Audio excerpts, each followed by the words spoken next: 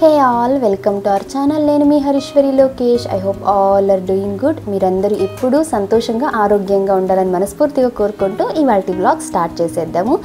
ఈ వ్లాగ్ వచ్చేసి మన ప్రీవియస్ వ్లాగ్ కంటిన్యూషనే. నేను సండే రీసెట్ నా మార్నింగ్ రొటీన్ షేర్ చేశాను కదా, ఇది వచ్చేసి ఈవినింగ్ రొటీన్. ఆ వీడియోలోనే షేర్ చేస్తే వీడియో లెందీ అవుతుందనేసి సపరేట్గా అయితే షేర్ చేస్తున్నా. ఈవినింగ్ 4 o'clock to 9 o'clock నా రొటీన్, నేను చేసుకునే పనులు ఇవన్నీ కూడా డీటెయిల్గా షేర్ చేస్తాను. కొన్ని టైం మేనేజ్మెంట్ టిప్స్, నేను 9 o'clock లోపలే వర్క్స్ అన్ని ఫినిష్ చేసుకొని అర్లీగా పడుకోవడానికి యూస్ఫుల్ అయ్యే టిప్స్ అయితే మీతో కొన్ని షేర్ చేసుకుంటా. సో వీడియో ఎండ్ వరకు చూడండి. మీకు వీడియో నచ్చితే తప్పకుండా లైక్ చేయండి. మీరు చేసే ఆ ఒక్క లైక్ నాకు ఎంతో మోటివేటింగ్గాను, అలాగే మన వీడియో ఇంకొంతమందికి రీచ్ అవ్వడానికి హెల్ప్ఫుల్గా ఉంటుంది. ఎవరైనా ఫస్ట్ టైం చూస్తున్నట్లయితే మిగతా వీడియోస్ కూడా చూసి మీకు హెల్ప్ఫుల్గా ఇన్ఫర్మేటివ్గా అనిపిస్తే వెంటనే మన ఛానల్ని సబ్స్క్రైబ్ చేసుకొని పక్కనే ఉన్న బెల్ ఐకాన్ క్లిక్ చేయండి. సండే ఈవినింగ్ అరౌండ్ 4 o'clock అలా నర్సరీకి అయితే వచ్చాము. తులసి మొక్క అలాగే తులసి కోట తీసుకుందామని. ఆల్మోస్ట్ మేము ఇంటికి షిఫ్ట్ అయ్యి, అంటే ప్రజెంట్ మేము ఉన్న ఇంటికి షిఫ్ట్ అయ్యి 2 years అవుతోంది. ఈ ఇంటికి వచ్చినప్పటి నుంచి అనుకుంటున్నాం ఒక తులసి మొక్క తులసి కోట తీసుకురావాలని. ఇప్పటికి ఎన్నిసార్లు వచ్చామో నర్సరీకి. మొక్క అయితే దొరుకుతోంది కానీ మా మైండ్లో ఉండే ఆ తులసి కోట డిజైన్ అయితే దొరకడం లేదు. కొద్దిగా బాగుంది అనుకుని మరీ చాలా ఎక్కువ ప్రైస్ చెప్తున్నారు, 2,500 3,000 ఇలా, అంటే ఆ సైజుకి చాలా ఎక్కువ అనిపించేవి. సరేలే నెక్స్ట్ టైం కొందామని అలా పోస్ట్పోన్ చేస్తూనే పోతూ ఉన్నాము. ఇంకా మాఘమాసం కదా, ఇన్ని రోజులైతే అత్తయ్య వాళ్ళ ఇంట్లో ఉన్నాను. సరే అక్కడ పూజ చేసుకోవడానికి టెంపుల్ ఉంది, తులసి మొక్క ఇవన్నీ ఉన్నాయి ఓకే, బట్ ఇక్కడ నాకు టెంపుల్ దగ్గరలో లేదు, అలాగే తులసి మొక్క కూడా ఇంట్లో లేదు. ఇంకా ఖచ్చితంగా కావాల్సిందే అనేసి అయితే నర్సరీకి వచ్చాము. ఆల్మోస్ట్ ఒక 5-6 నర్సరీలు తిరిగాము. ఎక్కడ మాకు మైండ్లో ఉండేలాంటి డిజైన్ తులసి కోట దొరకలేదు. సరేలే ఇంకా ఇంట్లో ఆల్రెడీ పాట్ ఉంది కదా, ఆ పాట్లోనే పెంచుకుందామని తులసి మొక్క తీసుకొని ఇంకా బయలుదేరుతున్నాం ఇంటికి. ఆన్ ద వేలో ఇక్కడ ఇవన్నీ క్లే పాట్స్, మీ మట్టి కుండలు, అలాగే సెరామిక్ అన్నీ చేసే ఒక పెద్ద షాప్ రోడ్ సైడే ఉంది. ఇది చాలా పెద్దది, ఎన్ని వెరైటీస్ ఆప్షన్స్ ఉన్నాయో. చాలాసార్లు ఈ రోడ్లో తిరిగింటాం, బట్ ఎప్పుడు అంటే స్పెసిఫిక్గా ఇక్కడ ఈ తులసి కోట దొరుకుతుందనే ఐడియానే లేదు. సరే ఒకసారి ట్రై చేద్దాం అనేసి అయితే వెళ్ళాము. మేము మట్టి కుండ అలాగే మట్టి పాత్రలు ఇక్కడే తీసుకునేది, బట్ ఎప్పుడు చూడలేదు ఆ పక్కకంతా వెళ్ళి. వచ్చి చూస్తే ఎన్ని కలెక్షన్స్ ఉన్నాయో, సెరామిక్ ఉన్నాయి, మట్టివి ఉన్నాయి, అండ్ డిఫరెంట్ మెటీరియల్స్ తులసి కోటలు కూడా అవైలబుల్గా ఉన్నాయి. చాలా వెరైటీస్ ఉన్నాయి ఇక్కడైతే. మాకు సరే హ్యాపీగా అనిపించింది, పోనీలే మేము వెతుకుతున్న లాంటి మోడల్స్ అయితే ఇక్కడ ఉన్నాయి కదా అని చెప్పేసి ఒక్కొక్కటి చూస్తూ ఉన్నాము. తులసి కోట వెతకడం ఒక ఎత్తు అయితే, మా ధన్వి ఈ సెరామిక్ వేవి కిందేసి పగలగొట్టకుండా కాపాడుకోవడం ఇంకో ఎత్తు. ఎందుకంటే అన్ని దగ్గరగా ఉన్నాయి, ఏ ఒక్కటి చేయి తగిలినా పడిపోతాయి. ఇంకా ధన్వి ఏమో అన్నీ పోయి టచ్ చేసి దాని దగ్గరికి వెళ్ళి మాట్లాడిస్తుంది. అలా ముట్టకూడదు నాన్న, చేయి తగిలి పడిపోతే పగిలిపోతాయి అని చెప్పినా తనకు అర్థం చేసుకునే ఏజ్ కాదు. బేబీ ఏందన్నది? బేబీ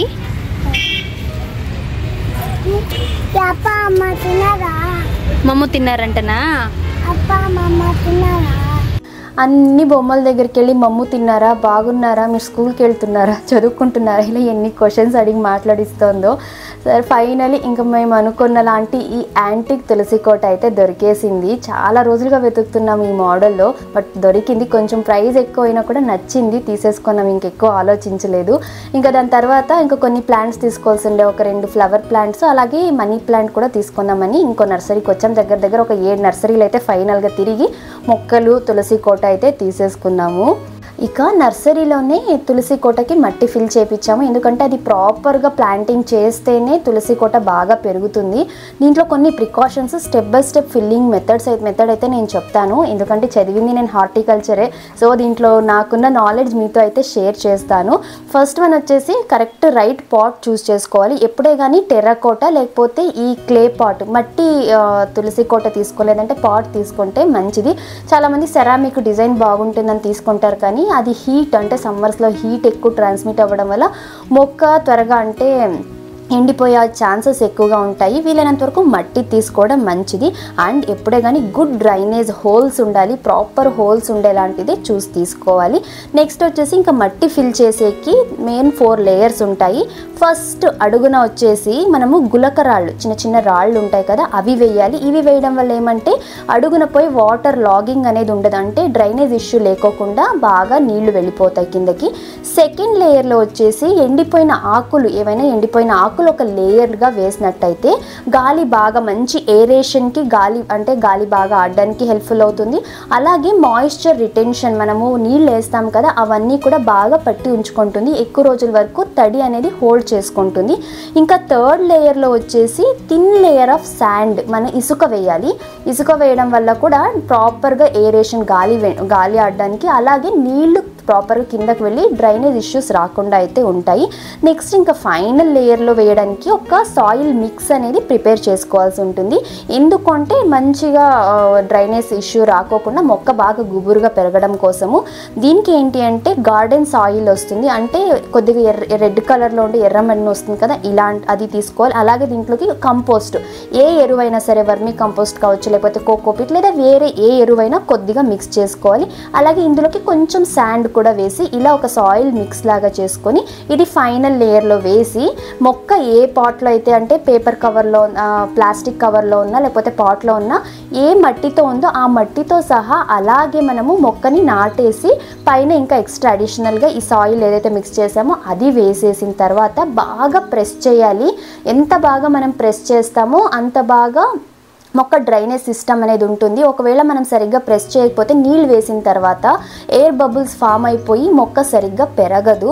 తర్వాత ఇలా బాగా ప్రెస్ చేసిన తర్వాత ఫైనల్గా నీళ్లు వేసేసుకోవాలి. కింద డ్రైనేజ్లోంచి వాటర్ బయటకు వచ్చేంత వరకు ఫస్ట్ టైం ఇలా వాటర్ ఫిల్ చేసేస్తే ప్రాపర్గా మొక్క బాగా పెరుగుతుంది. ఇంకా నెక్స్ట్ కేర్ వచ్చేసి ఈ మొక్క ఎప్పుడు కూడా డైరెక్ట్ సన్లైట్, అంటే ఎక్కువ ఎండ తగిలేలాంటి ప్లేస్లో పెట్టకూడదు.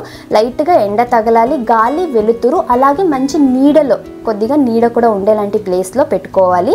అండ్ నెక్స్ట్ వన్ వచ్చేసి నీళ్ళు వాటరింగ్ ఎప్పుడు చేయాలి అంటే మనం వేలితో టచ్ చేస్తే కొద్దిగా అది డ్రై, అంటే తేమ తగలకూడదు, కొంచెం డ్రై అయినప్పుడు మాత్రమే నీళ్లు పోయాలి. ఇప్పుడు పూజ చేస్తాం, రోజు నీళ్లు పోయాలనుకుంటే జస్ట్ సింపుల్ ఒక టీ గ్లాస్ అంతా డైలీ వాటర్ పోస్తే సరిపోతుంది.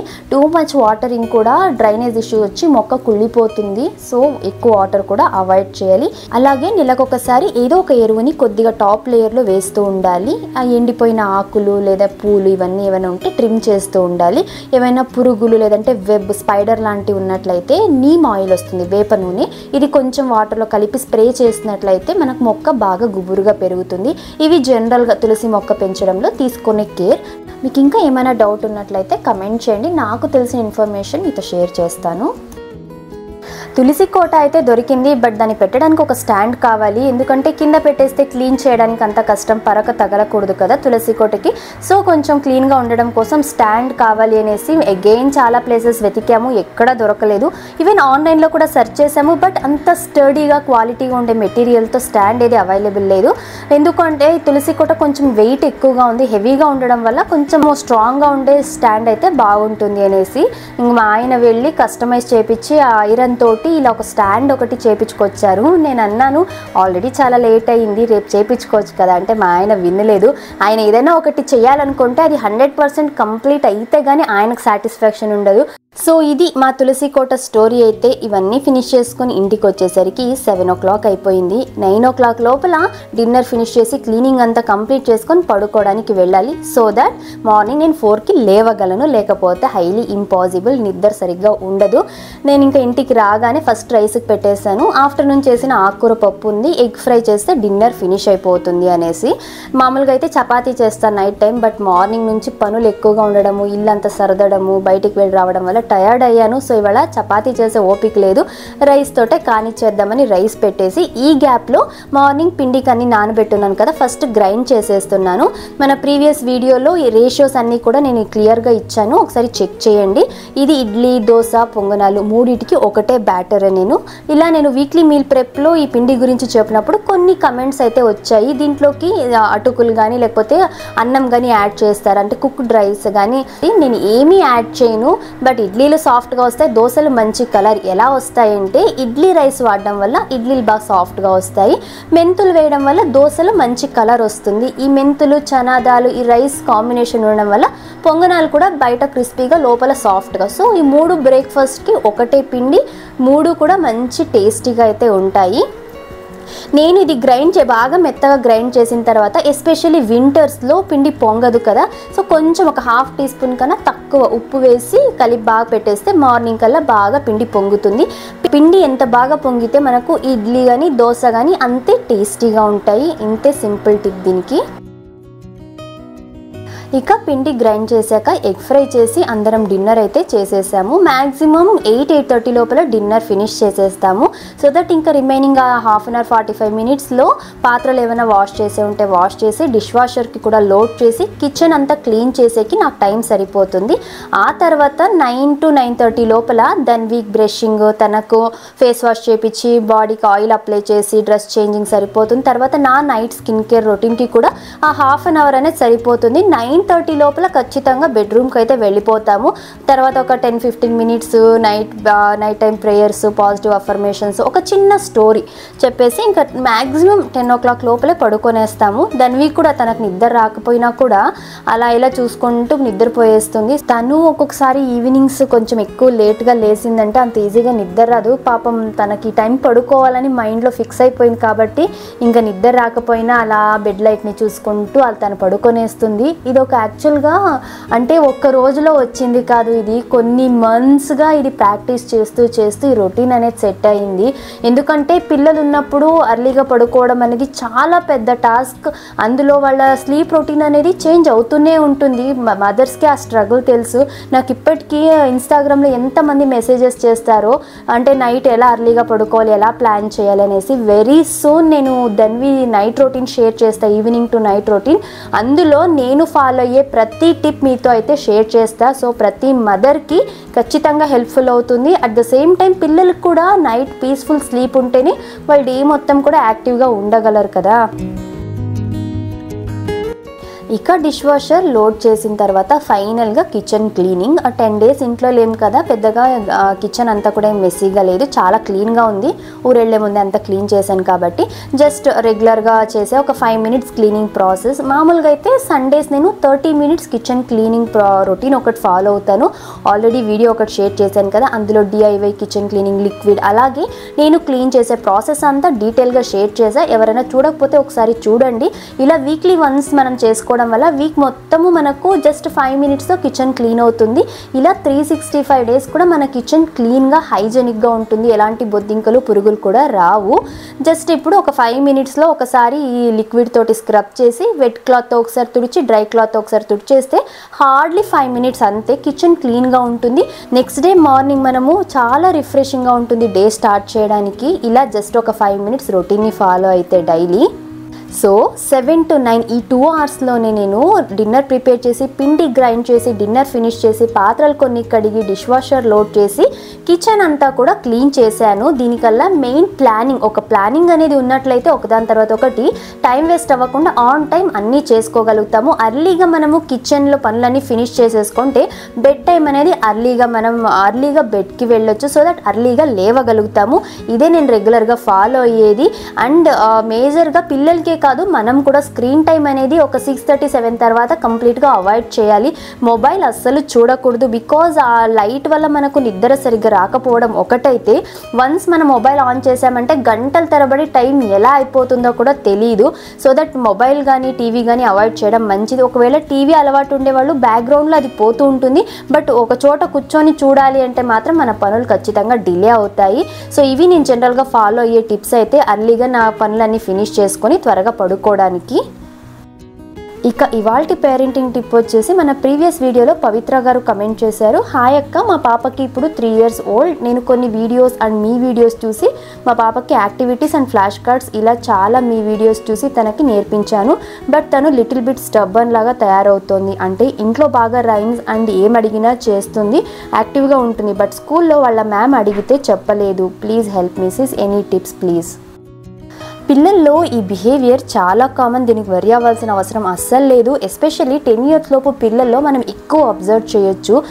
ఎందుకంటే చాలామంది పిల్లలు ఇంట్లో చాలా కంఫర్ట్గా వాళ్ళకి తెలిసిన పీపుల్ మధ్యలో ఉండడం వల్ల చాలా కంఫర్టబుల్గా ఉండి చాలా ఓపెన్గా బాగా మాట్లాడుతూ ఉంటారు. ఆల్ ఆఫ్ ఏ సడన్ వాళ్ళు స్కూల్కి వెళ్ళడం వల్ల కొత్త ఎన్వైర్న్మెంట్, కొత్త పీపుల్ మధ్యలో కొంచెం ఆ సోషల్ యాంగ్జైటీ ఉండడము, లేకపోతే ఆ కొత్త ఎన్వైర్న్మెంట్కి వాళ్ళు అడ్జస్ట్ అవ్వడానికి కొద్దిగా టైం పట్టి పిల్లలు ఇది కైండ్ ఆఫ్ సెలెక్టివ్ మ్యూటిజం అంటే కొద్దిగా కామ్ అయిపోతారు, మాట్లాడడానికి ఇష్టపడరు. అంతేగాని పిల్లలు స్టబ్బర్న్గా అంటే మొండిగా అయిపోతున్నట్టుగా కాదు. దీనికి మనం చేయాల్సింది కుదిరితే వాళ్ళ టీచర్తో మాట్లాడాలి. మాట్లాడండి, అంటే మీ బేబీతో ఇంటరాక్ట్ అవ్వడానికి అడగండి, లైక్ గెస్చర్స్ కానీ ఫేషియల్ ఎక్స్ప్రెషన్స్ తోటి. అండ్ ఇంట్లో మనము రోల్ ప్లేయింగ్ అంటే టీచర్ లాగా మనము బేబీని స్టూడెంట్ లాగా, సో వాళ్ళ టీచర్ లాగా మనము ఆ రోల్ ప్లే చేసినట్లయితే కొంచెం కంఫర్ట్ అవుతారు పిల్లలు. అండ్ ఈవినింగ్ వాకింగ్కి కానీ అవుట్డోర్ యాక్టివిటీస్కి వెళ్ళినప్పుడు కొత్త వాళ్ళని పరిచయం చేస్తుంటే పిల్లలు ఈ సోషల్ యాంగ్జైటీ అనేది తగ్గుతుంది. మోస్ట్ ఇంపార్టెంట్లీ మనం వాళ్ళ ఫీలింగ్స్కి వాళ్ళ ఎమోషన్స్కి మనము ఇంపార్టెన్స్ ఇస్తున్నామని మన పిల్లలకి తెలిసేలాగా మనం బిహేవ్ చేయాలి. పిల్లలు ఇలా చేసినప్పుడల్లా వాళ్ళని తిట్టడము కసరడం లాంటివి చేస్తుంటే పిల్లలు ఎమోషన్స్ని మనతో ఎక్స్ప్రెస్ చేసుకోరు. సో కొంచెం టైం వాళ్ళకి ఇవ్వాలి. ప్రతి ఒక్క పిల్లలు అందరి పిల్లలు ఒకేలాగే ఉండరు, కొంతమంది కొన్ని వీక్స్ తీసుకోవచ్చు, కొన్ని మంత్స్ తీసుకోవచ్చు.